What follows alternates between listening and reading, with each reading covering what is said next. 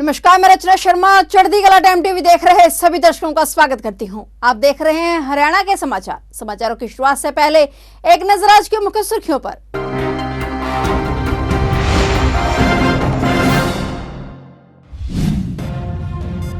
मोदी सरकार के 9 साल के सफर को यादगार बनाएगी हरियाणा बीजेपी। हरियाणा सरकार कर रही मेगा रोड शो का आयोजन।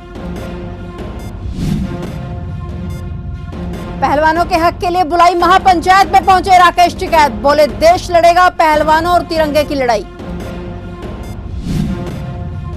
ऑनलाइन ठगी करके करोड़ों रुपए ऐंठने वाले गिरोह का पर्दाफाश। गिरफ्तार आरोपी के खिलाफ देश भर के अलग अलग इलाकों में 538 मामले दर्ज।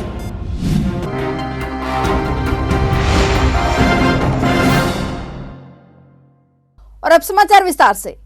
प्रधानमंत्री नरेंद्र मोदी के नेतृत्व में बीजेपी सरकार के 9 साल पूरे होने पर भारतीय जनता पार्टी देश भर में कार्यक्रम आयोजित कर रही है। इसी कड़ी में मोदी सरकार के 9 साल के सफर को यादगार बनाने के लिए हरियाणा बीजेपी 3 जून को राष्ट्रीय राजमार्ग 152D पर मेगा रोड शो का आयोजन करने जा रही है। इस रैली में प्रदेश अध्यक्ष ओम प्रकाश धनखड़ के नेतृत्व में हजारों गाड़ियों के साथ 5 लोकसभा क्षेत्रों के सांसद, विधायक और कार्यकर्ता विकास तीर्थ दर्शन वाहन शामिल होंगे। 30 जून तक चलाए जा रहे मां जनसंपर्क अभियान के तहत नारनौल से इस्माइलाबाद कुरुक्षेत्र लोकसभा तक एक बड़ा मेगा रोड शो किया जाएगा।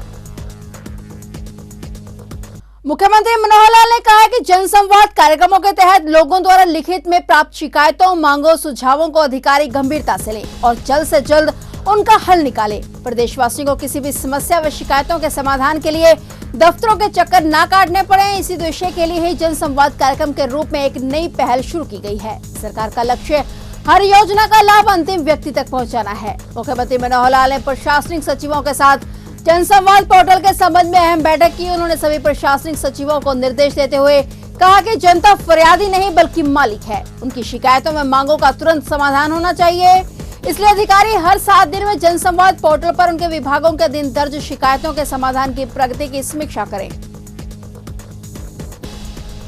हरियाणा के शिक्षा मंत्री कंवरपाल गुर्जर ने कहा कि प्रदेश में संसाधनों की कमी की वजह से राजकीय विद्यालयों के बच्चे कभी पीछे नहीं रहेंगे। ऐसे में सरकार हर पहलू पर फोकस रखते हुए शिक्षा विभाग के माध्यम से विद्यार्थियों को लाभान्वित कर रही है। मिशन बुनियाद व हरियाणा सुपर 100 सरीखे कार्यक्रमों के साथ गुणात्मक शिक्षा प्रदेश की युवा शक्ति को दी जा रही है। शिक्षा मंत्री कंवरपाल गुर्जर ने रेवाड़ी में शिक्षा विभाग की ओर से आयोजित ओरिएंटेशन प्रोग्राम के शुभारंभ अवसर पर जन स्वास्थ्य एवं सहकारिता मंत्री डॉक्टर बनवारी लाल के साथ राजकीय कन्या वरिष्ठ माध्यमिक विद्यालय सेक्टर 4 में हरियाणा सुपर 100 के नए परिसर का शिलान्यास किया। शिक्षा मंत्री ने कहा कि हरियाणा सुपर 100 एक अद्वितीय पहल है जिसका उद्देश्य छात्रों को गुणवत्तापूर्ण शिक्षा और प्रतिस्पर्धा का माहौल प्रदान करना है।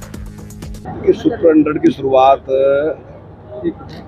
2018 में शुरू की गई और उससे काफ़ी उत्साहित हैं। कभी मैं समझता हूँ पहली बार में हमारे 25 बच्चे जो हैं उन्होंने IIT में उनका एडमिशन हुआ था और दूसरी बार में हमारे 29 बच्चों का IIT में और 26 बच्चों का MBBS में एडमिशन हुआ। अब की बार 41 बच्चों ने हमारे IIT में गए और अब की बार का है जो हमारा टेस्ट है जो क्लियर किया, अब 138 बच्चों ने टेस्ट क्लियर किया। एडवांस टेस्ट भी उनका होना है। मैं समझता हूँ काफ़ी अच्छी संख्या में उसमें बच्चे आए, तो हम काफ़ी उत्साहित हैं उससे और हम उत्साहित के साथ ही हमने उनकी संख्या बढ़ाई।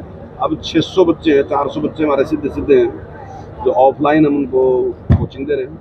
200 बच्चे हमारे ऐसे हैं जिनको हम ऑनलाइन कोचिंग दे रहे हैं। साथ ही हमने एक बुनियाद कार्यक्रम शुरू किया है। 9th क्लास के 4500 बच्चे ऐसे हैं जिनको हम 4 पीरियड रोजाना हम ऑनलाइन को पढ़ा रहे हैं और 10वीं के भी हमारे पास 4500 बच्चे हैं जिनको ऑनलाइन हम पढ़ाते हैं। तो आने वाले टाइम में मैं समझता हूँ उसके परिणाम बहुत अच्छे होंगे और अच्छा उसका परिणाम रहेगा।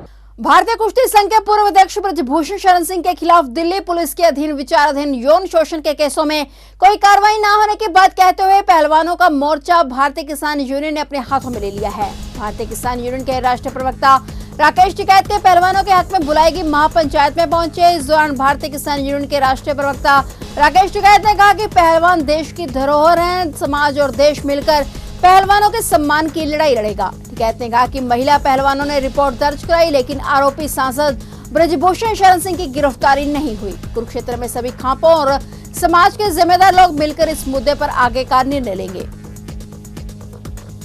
पिहोवा के गांव रुआ की रहने वाली एक विवाहित महिला की जहरीला पदार्थ खाने से मृत्यु हो गई। परिजनों ने पति व सास पर हत्या का आरोप लगाया है। मृतक महिला के भाई का कहना है कि उसकी बहन ने फोन कर उसकी हत्या की साजिश रचने की सूचना दी थी। विवाहित महिला के पति और सास पर जबरदस्ती जहर खिलाकर महिला की हत्या करने का आरोप मृतक के परिवार वालों ने लगाया है और पुलिस ने मृतका के भाई की शिकायत पर पति और सास के खिलाफ धारा 302 और 34 के तहत मुकदमा दर्ज कर लिया है। पुलिस ने मृतक महिला का LNJP हॉस्पिटल कुरुक्षेत्र में पोस्टमार्टम करवाकर जांच शुरू कर दी है।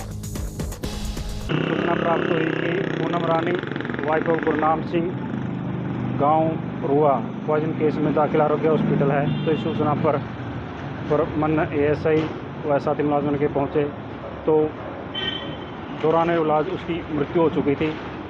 तो हॉस्पिटल में उसके वारिसान मिले। उसके भाई ने अपनी एक लिखित दरखास्त दी जिस पर पर्चा दर्ज करके कार्रवाई।